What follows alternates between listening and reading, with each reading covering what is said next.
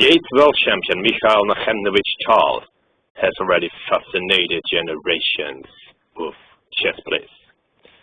He is very well known, especially for his intuitive attacking sacrifices and his amazing attacks.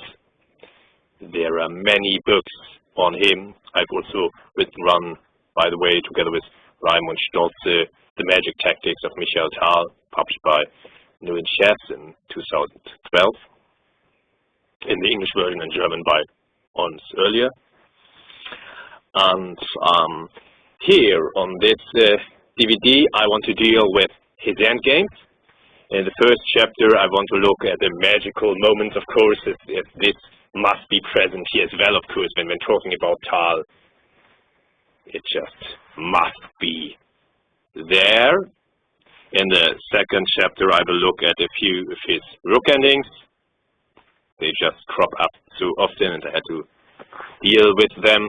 And in the third chapter I will analyze a few very well-known endgames. Okay, but let's start with the magic. Isaac Lipnitsky, Mikhail Tal, Voroshilov-Grad, 1955. Black to move and draw.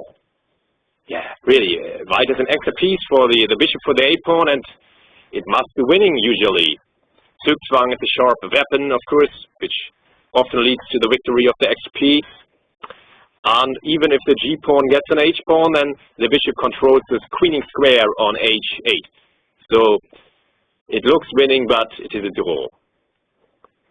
King f6 or king f7, and how to defend.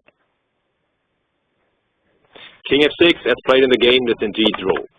King f7 loses. Now white wins in typical usual style. He has won too much space and now controls everything. And now I just will show the most beautiful line, the most Tal-like line.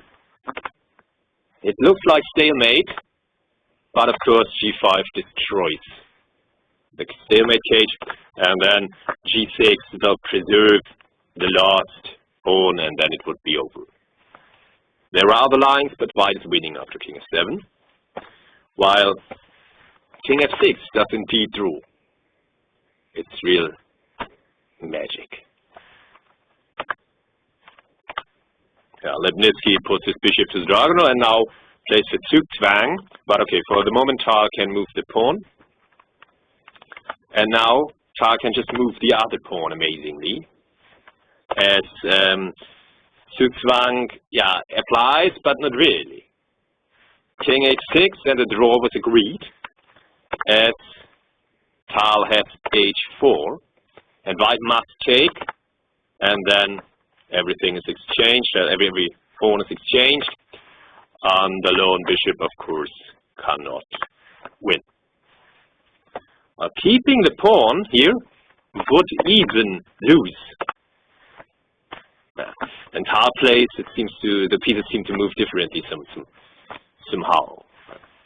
So king f6 indeed does draw amazingly against Lipnitsky's extra